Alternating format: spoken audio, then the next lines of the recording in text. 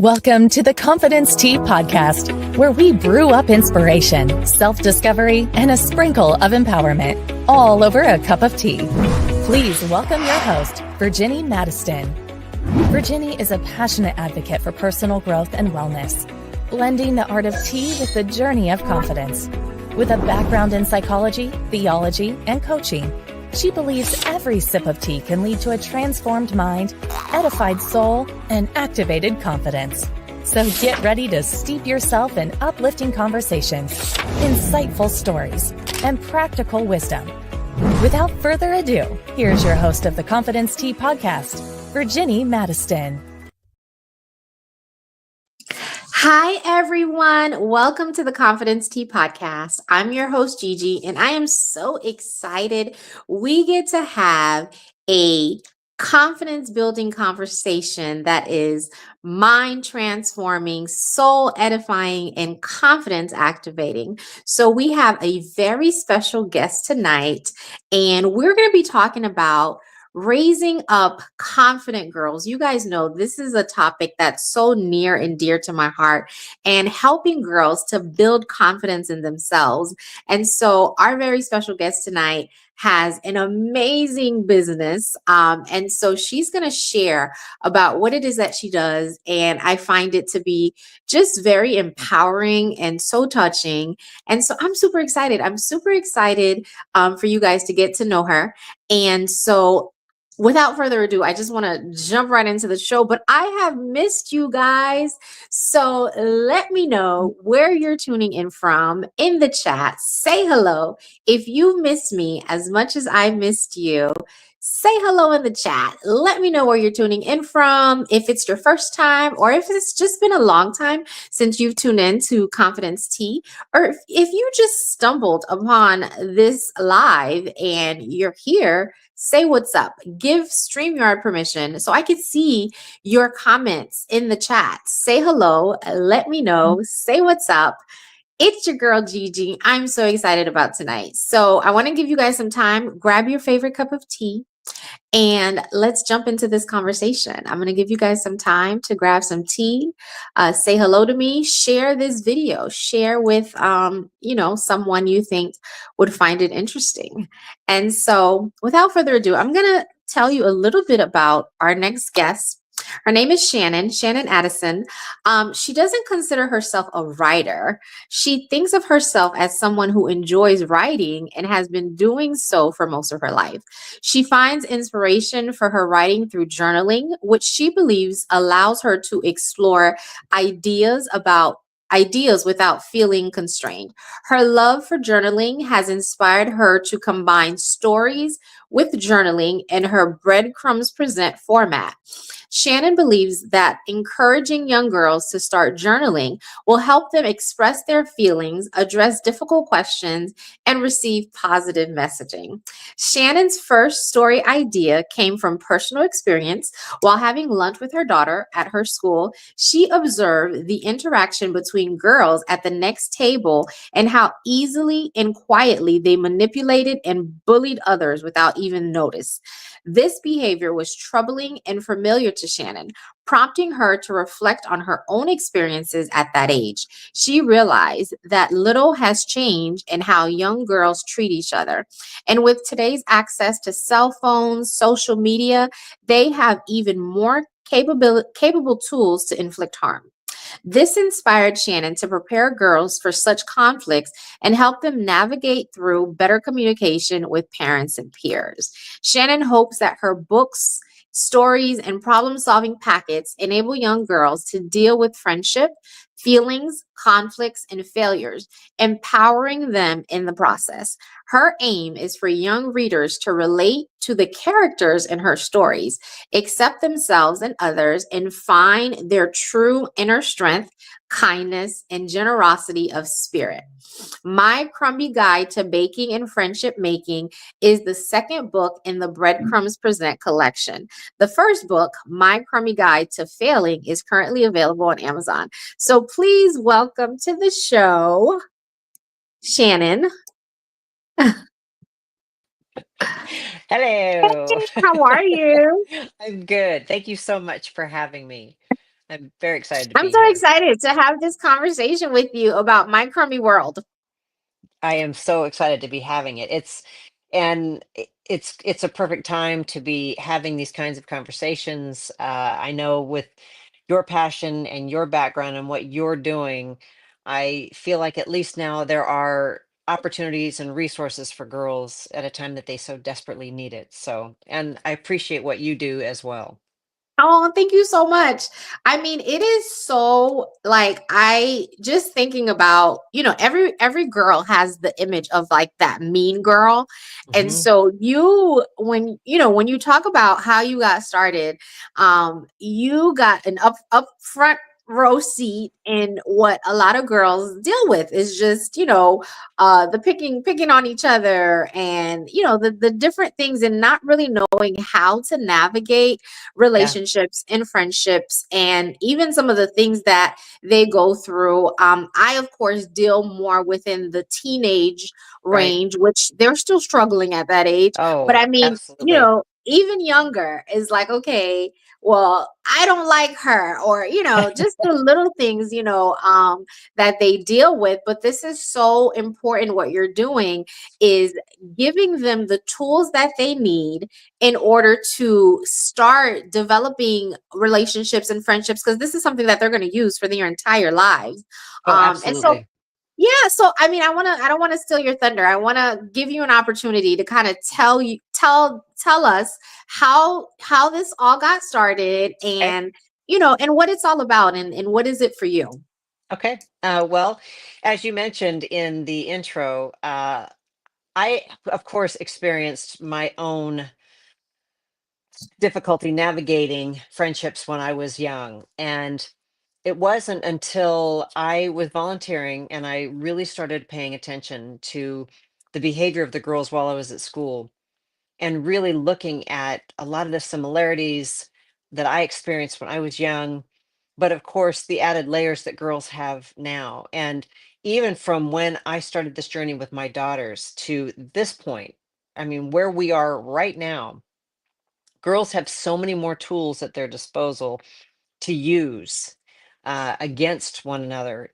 So we really need to start younger with girls. And I know when you talk about you're dealing more in the teen years, well, what you're dealing with in the teen years is years and years of girls testing out certain behaviors because when they're in elementary school, in fact, this starts probably in kindergarten, girls test out all kinds of behaviors to see what will be reprimanded and what won't. And if they're Mhm. flying under the radar and they're not being told, hey, this isn't going to fly either by adults, I mean, parents or teachers, or even their peers, they begin to think that the behavior is okay. And that's the behavior they then take to middle school and beyond.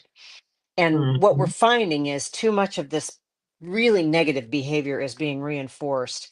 And now I don't know how anyone could keep up with what's happening when girls are going online, when there's so much more out there that cannot be monitored effectively. And girls are always testing the limits just to see what they're going to get away with. So, Absolutely.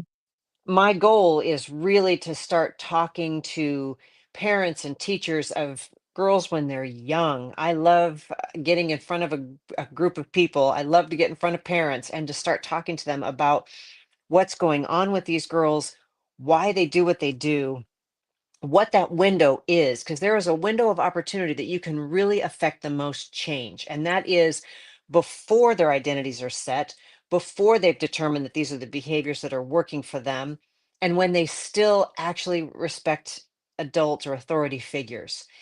And so there's a window in there. And if you're really going after that window and you start trying to make some of those changes, I think that you might yield some better results than what we're seeing. But too many girls now, they're hooked to devices. And the unfortunate thing about it is too many adults are hooked to devices as well. And Mhm. I think really big commitments are going to have to be made on both sides to start getting kids away from devices and kind of back engaged into their lives and communicating effectively with parents and with their peers. So, Absolutely.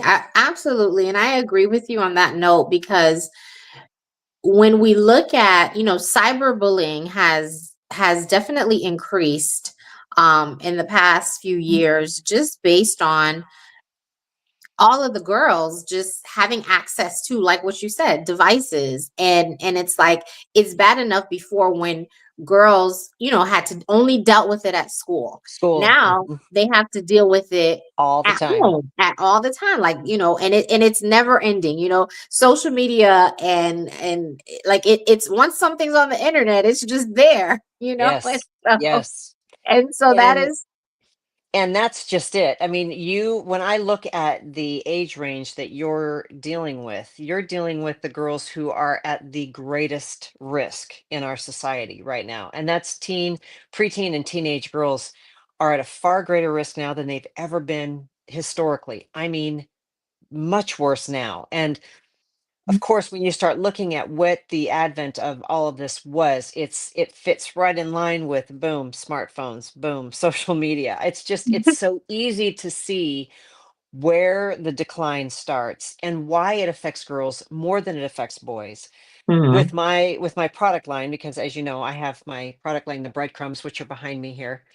And it's My Crummy World, comprised of Penelope Pumpernickel, Rachel Rye, Samantha Sourdough, Whitney Wheat, and PJ, Penelope's little sister, and her dog Pepper. I just I get love the bread. I mean, Yeah. the way you did that whole bread analogy, like, I was going through, and it took me a minute. It did. It took me a minute to realize the characters. I was going through the characters, and I was like, wait a minute. So I was like, pumpernickel. Oh, what? Pumpernickel. I tell you what, too, pumpernickel is a really, really tasty bread, and it's not as known as just your plain wheat or white or whatever it is.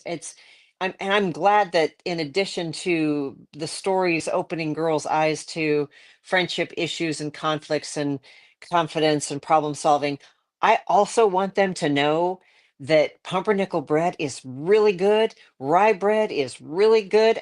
There are so many other options in bread that I want to introduce them to. So I feel like, that's kind of a nice, and it adds a nice little twist to everything that they're learning. It's Yeah, like getting, I love diving that. into the learning of things that they may not already be aware of. And so I talk about that in the book. And we go through and we talk about the history of pumpernickel bread and rye bread and sourdough and how to make sourdough. And it's nice because I feel like if kids get involved in the making of the bread with parents, they're going to be more apt to try different kinds of breads. That works with all foods. And kids need to be working with their hands. They need to be in the kitchen more. They need to be talking with their parents or their grandparents or whoever it is that's in the kitchen with them, having these kinds of conversations and spending the time together. I mean, that's the connection between the adults and the kids in the kitchen is like paramount. And it's a great place to start building these kinds of connections and having these conversations so that you can find out. It's a great place to gauge whether or not your child is having issues. But when I get asked, of course, there's no boy crumb. And that's one of the questions I get asked. And it's a very good question. Mm-hmm.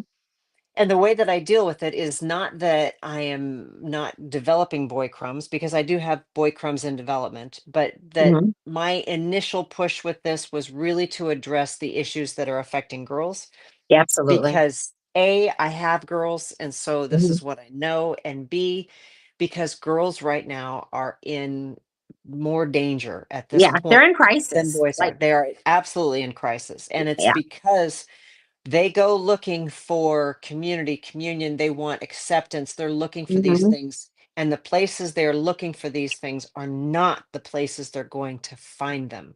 Yeah. And And it's that's why also we the have to places. start guiding them other places, because that is not it.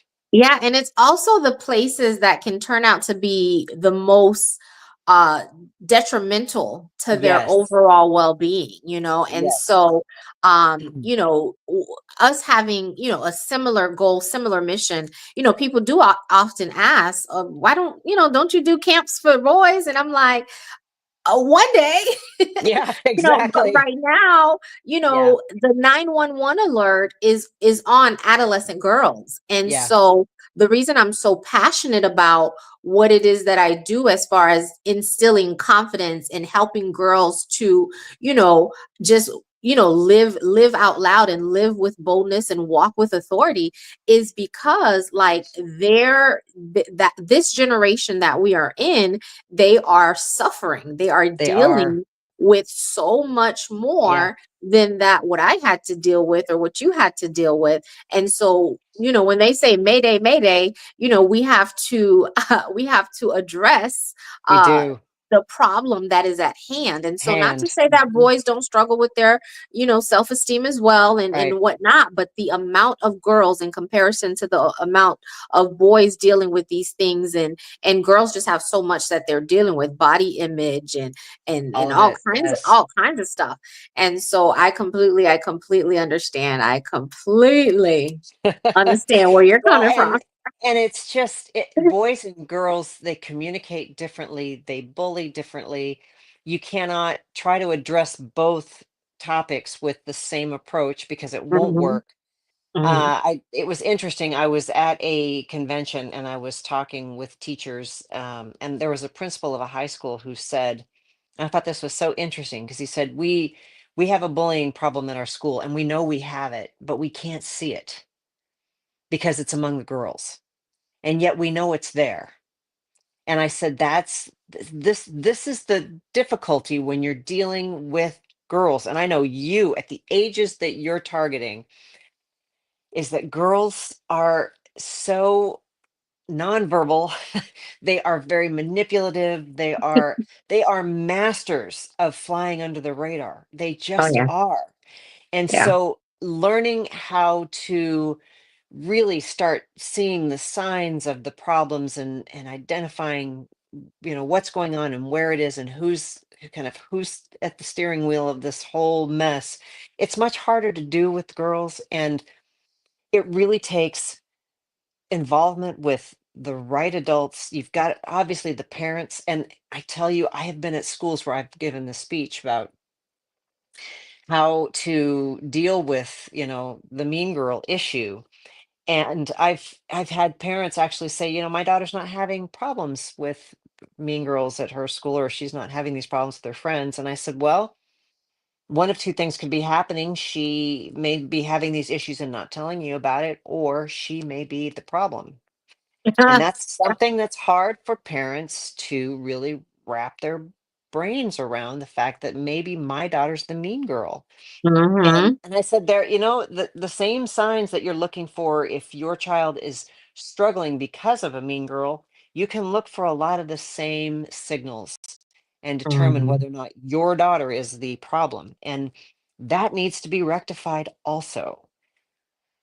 And So, and I and I like what you said about parents. I think that it's very important because parents and caregivers, have a role in really helping to encourage girls, to grow up to be, contributing members of society, right? And absolutely. so, if your child is the one bringing about the problem, like there Hmm. has to be some type of responsibility that falls on that parent. Agreed. And just and vice versa, if your child is suffering from, that bullying or whatnot, there Yeah. has to be some sort of responsibility that falls on you as a parent to help to educate that child, to Right. deal with or overcome, whether it's them Hmm. helping them to build resiliency or whatever the case may be.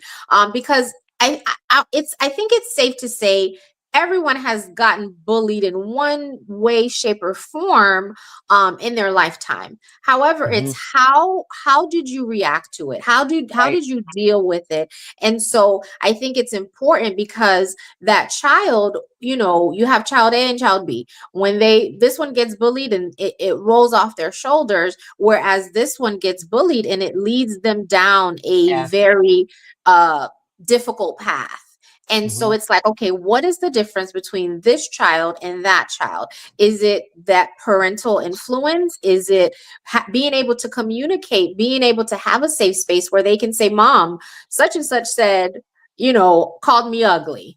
And mom can Yeah. say, well, honey, you're not ugly. So the difference in that conversation makes such a big impact. It absolutely does. And funny you say that because I've always told parents, you have to let them bring you the little stuff because if you let them bring you the little stuff, they'll bring you the big stuff.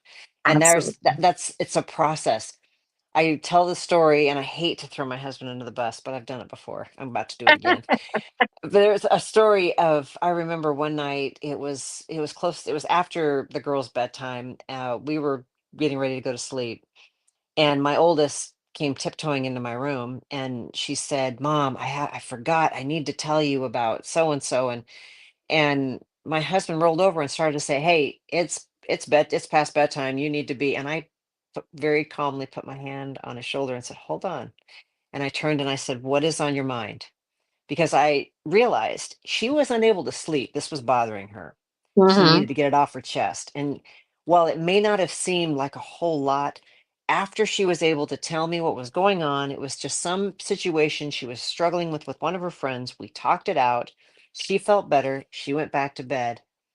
I knew by doing that, taking the time to let her air whatever was bothering her. It's so important not to turn them away at moments like that so that they know down the road as they start becoming, older and having a little bit bigger problems, they're going to continue to come to you if you're willing to make that space available for them. It's just so important. Yeah. And something else that you said that I thought was really good, we have to really watch with girls. We want to develop the right kind of assertiveness in girls, and girls Mm-hmm. absolutely need to be assertive.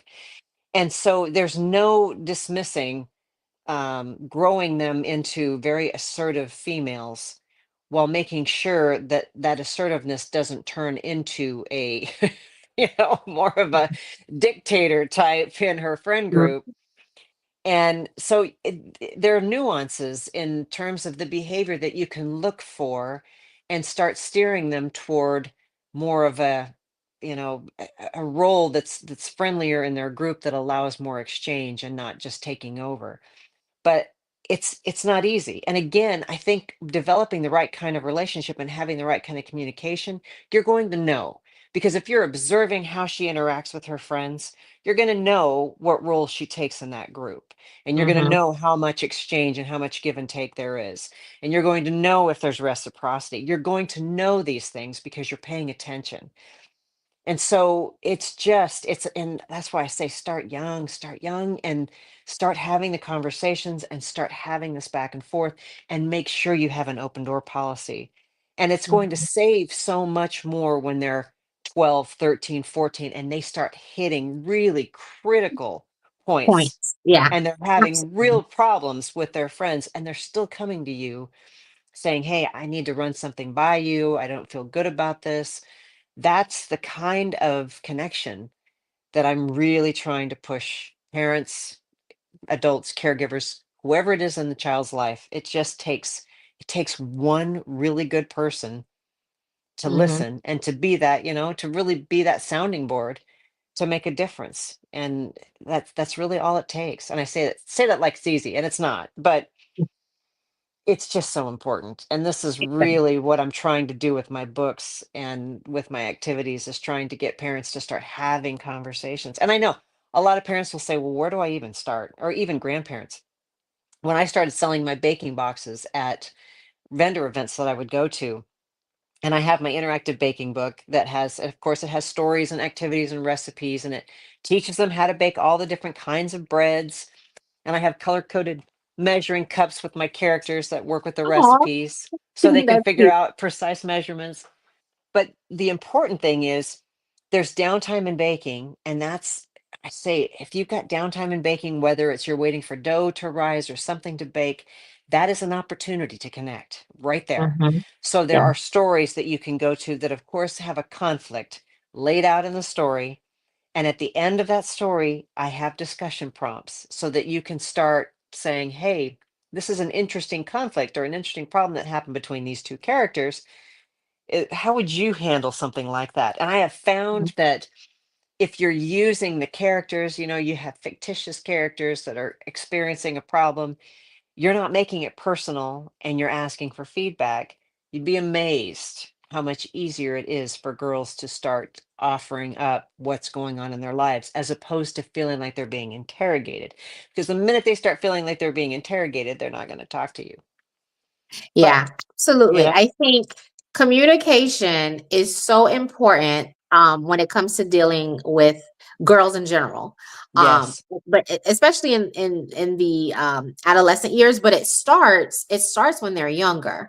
And I think that it's important for parents to realize that there are that verbiage and language either is going to empower that child Mhm. or it's going to disempower that child. Right. And so I think it's very important that the way that we communicate with girls from early on is going to affect how they believe in themselves. It's going to affect their self confidence, and it's really going to affect how they matriculate through life. And so I Yes. think one of the biggest things that parents can do is they can learn the art. I always say the art of speaking, Hmm. because just because you can talk to your daughter and she gives you nothing, right? Oh, yes. Right. Yes. And then I can meet her, and in 5 minutes, she's like, She'll "Oh, tell Miss you her Gigi, life blah blah story. blah, and this and that, and I got a boyfriend, and and I'm like, Uh-huh. did you tell your mom? And nope, mama doesn't know. But I'm Mm-mm. like, why are you telling me? Like now I feel responsible, because now I'm obligated to that information, right? Right. And so, but in it always causes me to question. And I'm always like, and I don't have children. And so I'm always like, why do kids feel so comfortable? They could just tell me anything. And so it just causes me to question, like, what is it about, and then I think about it and I said, okay, it's how I speak to that young lady. Yep. It's how Yep. I speak words of empowerment to her. The minute I meet her, I'm like, well, hello, beautiful. Well, hello, and I use words that are endearing. And Right. sometimes parents don't, you love your kids. It's not that you don't, but you don't think in that light. You don't Yeah. think in that same way. Me, I'm always thinking of, how can I make an impact in this young girl's life? And so I go in with that mindset already. Exactly. Whereas a parent is like, Exactly. did you clean your room? Like you have not cleaned so it's a different, and they receive it different, you know, Absolutely. whereas I've gone to, some of the kids, and I'm like, and I say the same exact thing, but the way that we've built that relationship and the rapport is different. Cause I'm going to say, Yeah. girl, what's going on with this room? What is happening? They're like, oh my God, Miss Gigi, I'm going to get to it, and we're saying the same thing. I'm not Yeah. saying anything different from that parent, but it's just the way that that information is received. It's almost like that cool aunt versus the mom, right? Your Exactly. mom says something and it's like, whatever, mom. Your cool aunt comes over and she's like, baby girl, blah blah blah, and you're like, oh yeah, okay, I see what you're saying, and I'm like, Yeah. I see that with kids all the All the time. time. And so if I could just take whatever it is, right, that's different, and bottle that up and sell it to parents, like, here you go. When they reach that tween, really like that Yep. 12 to 13 years old, here's your bottle. This is the kit that's going to get you through it. And it is just taking an interest, really taking a genuine interest in their lives makes such a Mhm, big deal. It does. It makes a huge difference. That's why the when I was talking about going to these vendor fairs, the grandparents, when I was asked to describe my ideal customer, my target customer, of course I would say, a mom or a dad, who working and wants to have some quality time with their child. And I went to my first vendor fair set up and I sold out to grandparents. And grandparents were saying, we're the ones taking the time and spending the time in the kitchen. And this is perfect for us because mhm, it's providing something to do together. It mhm. essentially just lays it out. And I had not considered that. And that Yeah. it opened my eyes when I go out now and I talk because I realize this is a great opportunity for grandparents to step up in their kids' lives and find ways to connect with them. And if I have tools that are going to help them do that, then that's wonderful because kids want this kind of connection with adults, whether it be parents, grandparents, Hanks, as they're called, professional aunts, no kids.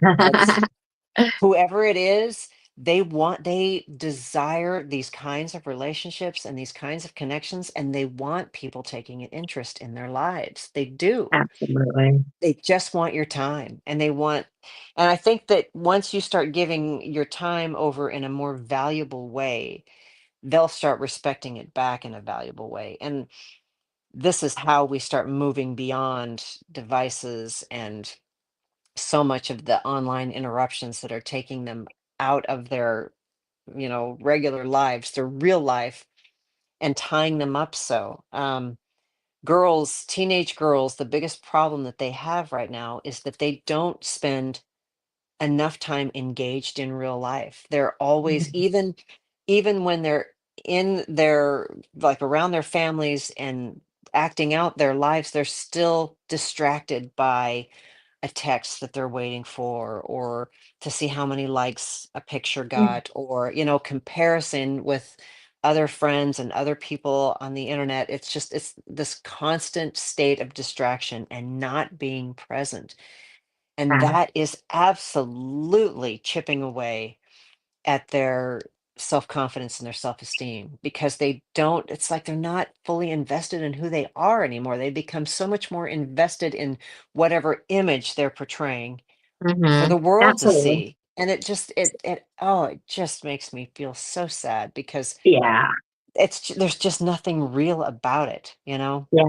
Yeah. So And to piggyback off of what you're saying, I think it's a lack of us. When I say us, the parents, the mentors, mhm, the guardians, but we're not encouraging them to self-discover enough.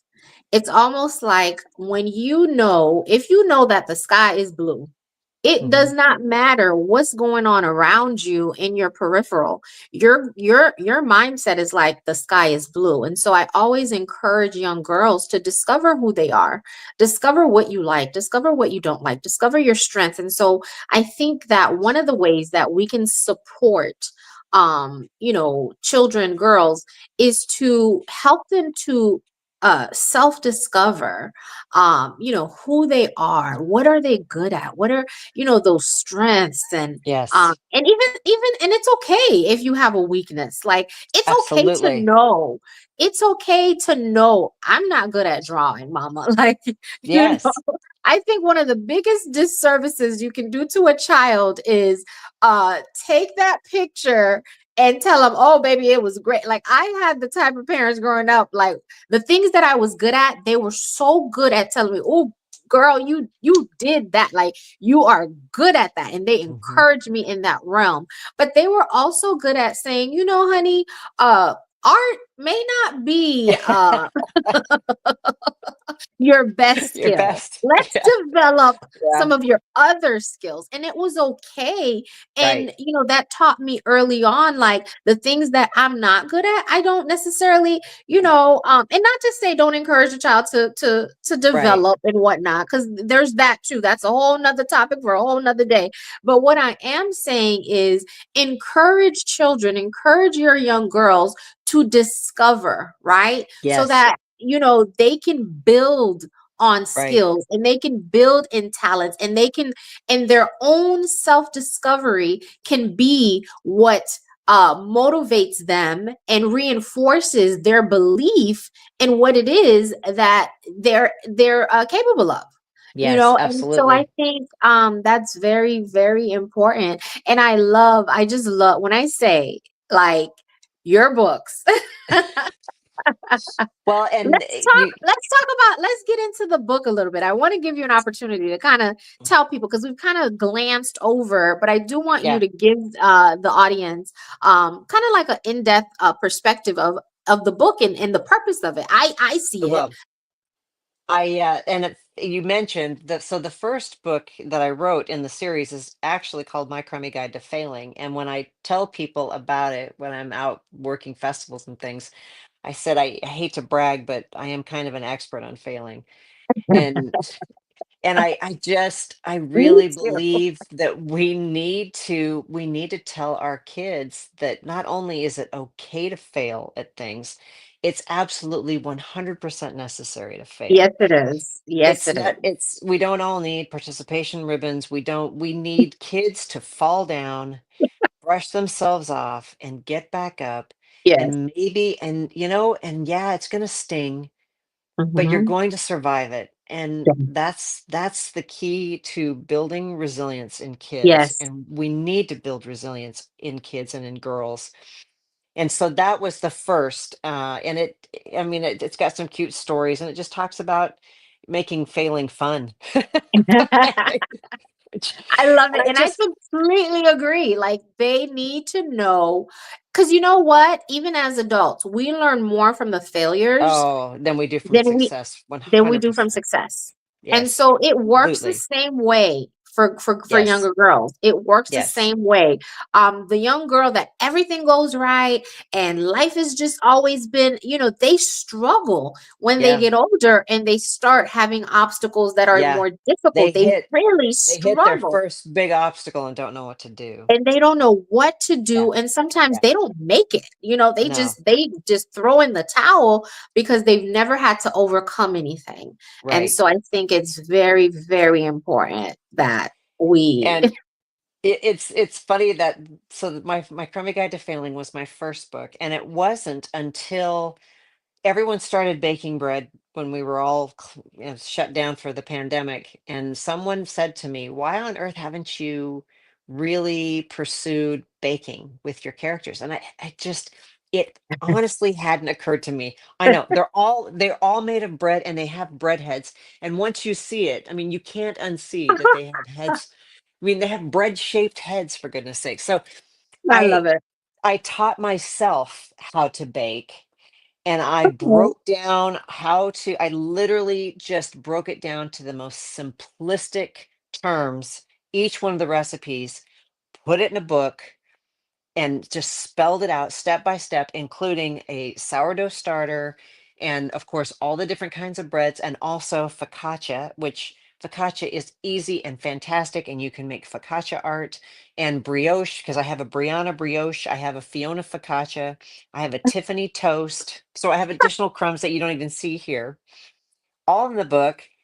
And in addition to having the recipes and stories, and I have one of the stories is called Second Best, and it's taken from my daughter's own experience in second grade, being told that she was her friend's second best friend. And then she burst into tears. And I realized at that moment that I didn't know what to say to her. And I thought, you know, how many parents, and I've told this story when I'm out working at these events, and I've had moms and dads and sometimes grandparents say, "Oh my goodness, this has happened in our household."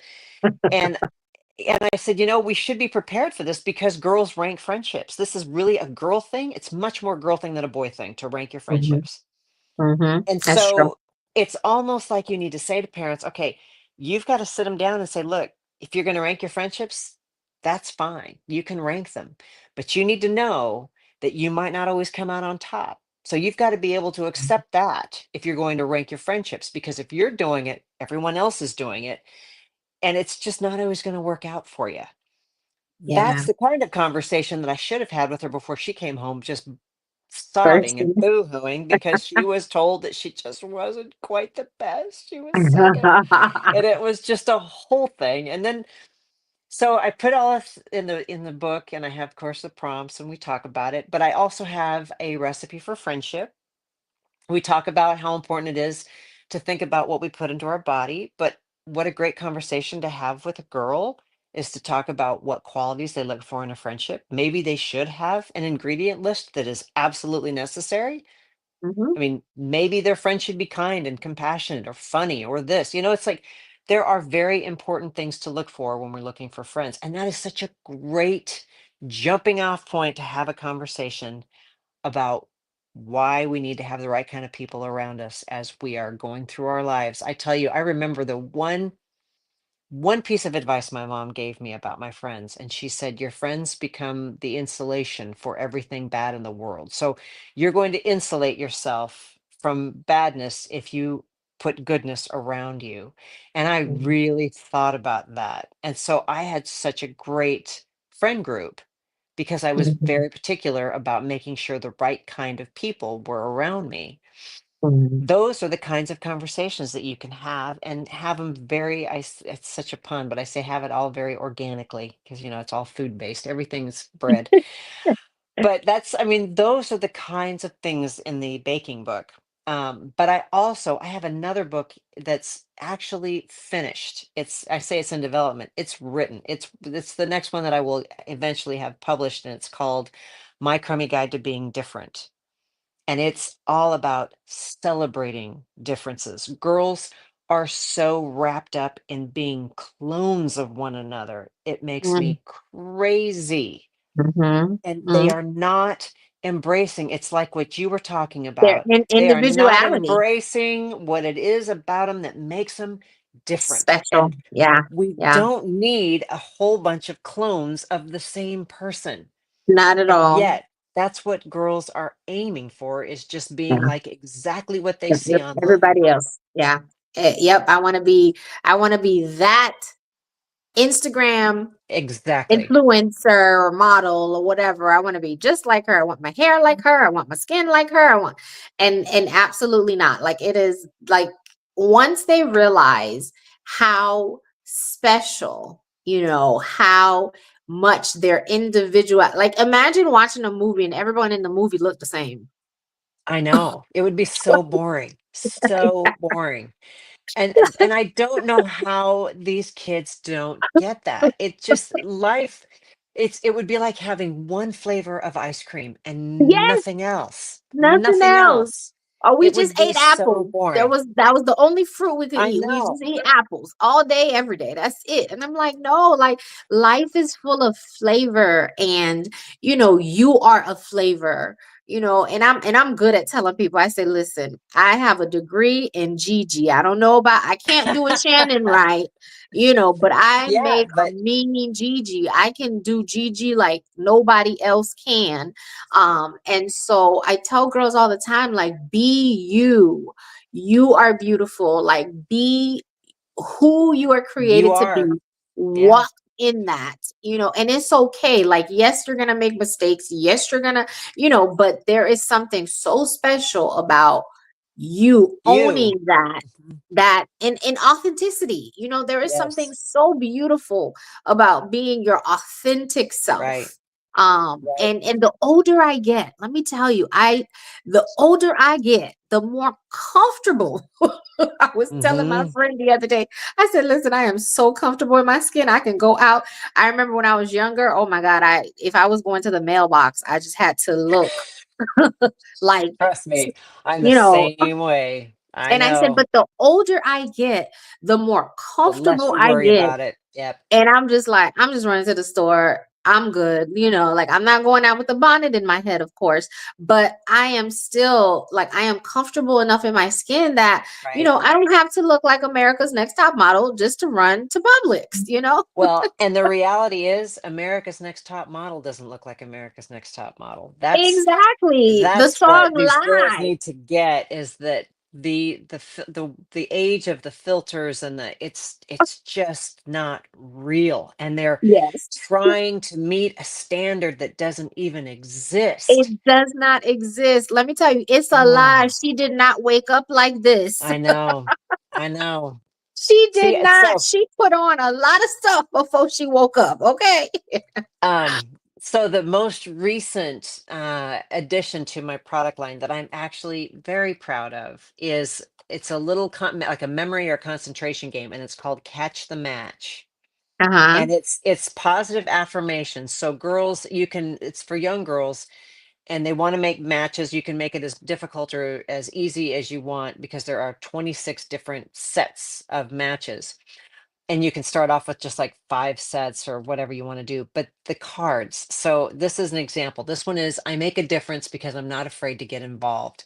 And I've got my characters, so each one of my characters represents a specific quality of character. Mhm. And it's like, Penelope is all about being brave, she's courageous. Rachel is about being cooperative. Samantha is about Mhm. being confident, Whitney's about being compassionate, and PJ is about being curious. So they all kind of fall in line with that. So I have like I like myself as I am, and that's got Samantha on it. I Samantha love Sourdough. that. I have I am kind to my friends and family with Whitney. I help others feel better about themselves, which is also Whitney.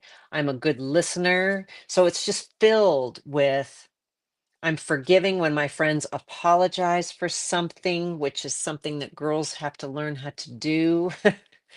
And Mhm. I am powerful. This is again, this is Penelope. I stand up for myself when necessary.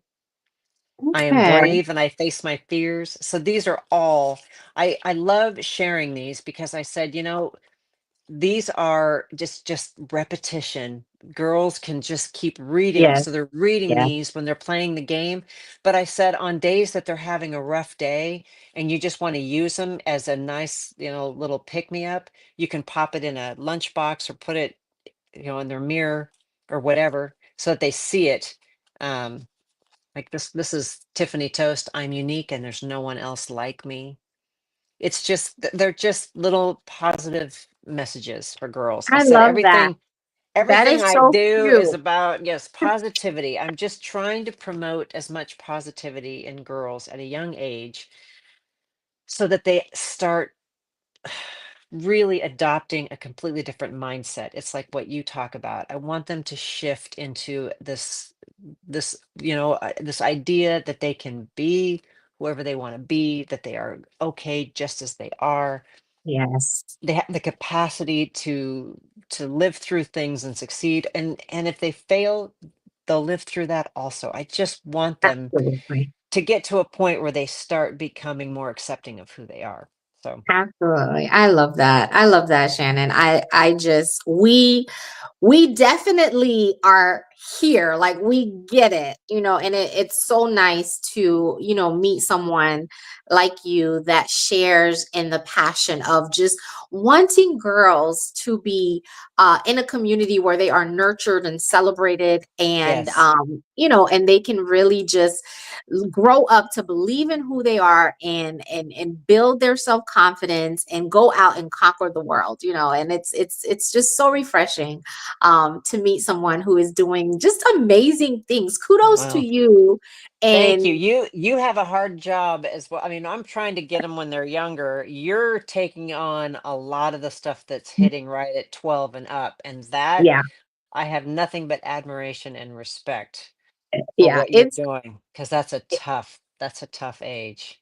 indeed it is. It really is the age, and and I've always, and I do get sometimes where people say, "Oh, why don't you start younger?" And I'm like, I do, but what about, and I try, I've at one point, I my camps were for ages 12 to 18, and I remember one year I had just so many moms that were like, "She's 10, but I promise you she's like 10 going on 30." Yeah, there's a lot of And that. and I have done that in sometimes just based on extenuating circumstances. But my heart, like when I say I just love adolescence, like I love that time period. I love Yeah, just being able to be influential in shaping and molding, and being able to just give that, like during that time, because yeah, they are so isolated. I They know. are just so, during that time frame, like that is one of the most critical time frames that can either make or break a girl. And so Absolutely. I just feel like that time is so precious, so critical, and it is difficult. Yes, I will admit it is very difficult, but I just love it. I absolutely Well, love that I'm time for I'm girls. so glad that you do because you are in demand. I will tell you that because girls need it, and Yeah, especially girls at that age, yeah, they need that kind of guidance and that acceptance and that love and that they need it. they And do. so They knowing that there absolutely. are people like you out there offering these kinds of things to these girls at this time is it's very admirable and it's very needed. So but Absolutely. Thank you it's so been fun. much. I just want to thank you so much, Shannon, just for coming on here and spending this. It's like, where did the time go? But I just want to thank you. And I want to definitely give you an opportunity to share how people can connect with you, where they can get your book, Absolutely. social media. Tell us how we can stay plugged in with you and everything that you have going on and what you're doing. Okay, it's very easy. You can find me on all social media platforms by looking for My Crummy World, and that's MY. I always spell it because it's CRUMBY World, WORLD.com. You can find me on Instagram at My Crummy World, Facebook, My Crummy World, TikTok at My Crummy World. Um, and we have a brand new, so a gal who's working with me has been doing a fantastic job doing some little bits of animation and riddles and all kinds of good things. And we're doing some classes. It's all on our new YouTube channel, which is, guess what? My My Crummy career. World on YouTube. I love it. But it's so good though. The content on there is great, and we'll be adding to it a lot. I cannot tell you. In fact, if you join and subscribe, we're going to be doing some fun things with it where I'm going to start giving out clues in some of the videos and some of the riddles and things that you might be able to provide in my other socials and earn all kinds of nifty prizes and gift cards and wonderful Ooh, things. So we're that is really trying to fun. build up our subscribers on YouTube, and the content is worth it. It's good. I Yeah. mean, it's aimed at both kids and adults, but I mean, we have like jingles and riddles and things that are great that kids seem to really like. But I also will plug in, some things that parents can do and some baking tips, and it's filled with all kinds of great stuff. So, but all the books you can buy the books and the Catch the Match at mycrummyworld.com, CRUMBY. You can get all of those there. You can also find me on Etsy, which is shop mycrummyworld.etsy.com. So Okay. Okay. easy to find. My Crummy World. It's very easy.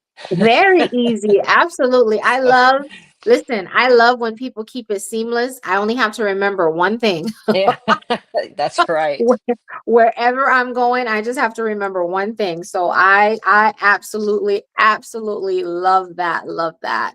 But Thank you. thank you again, Shannon. Thank you so much for Oh, joining my me pleasure. tonight. And we definitely we have got to do it again. Like we I would have, love that.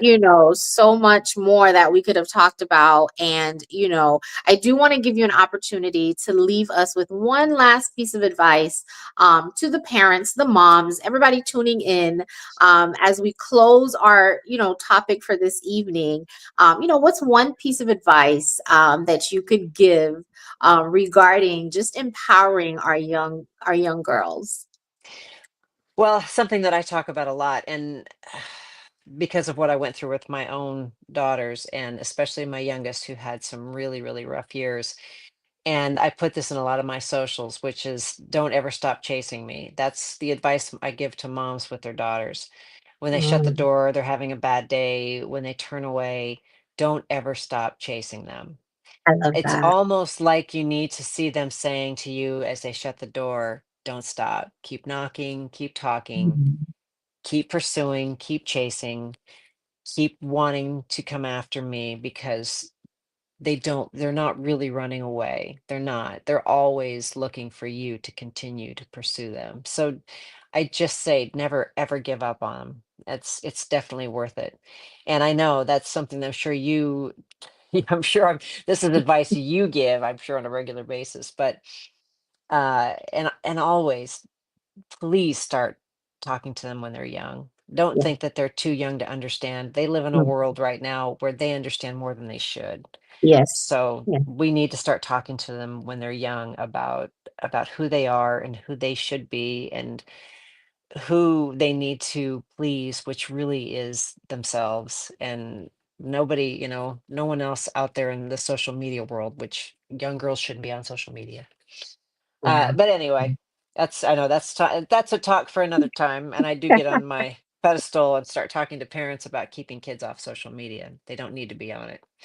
So, but really, just please pursue and talk with them and start having the right kinds of conversations. It will pay off 100%. Absolutely. Yes, it will. Yes, it will.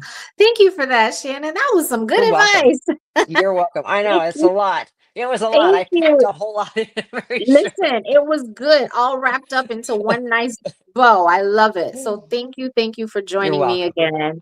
And thank you everyone for tuning in to another episode of Confidence Tea Infusions. I hope that our conversation left you a little bit more inspired, a little bit more encouraged. I hope that it was mind transforming, soul edifying, and confidence activating. I do want you to remember that confidence is something that you create every single day. You never arrive, and it's a journey. It's not a destination that you get to, it's something. We are all a work in progress. We are all trying to grow and continue to the next level. So keep sipping. I want you to keep sipping on confidence tea. And until next time, I will see you then. Thank you so much for tuning in. Have a wonderful evening.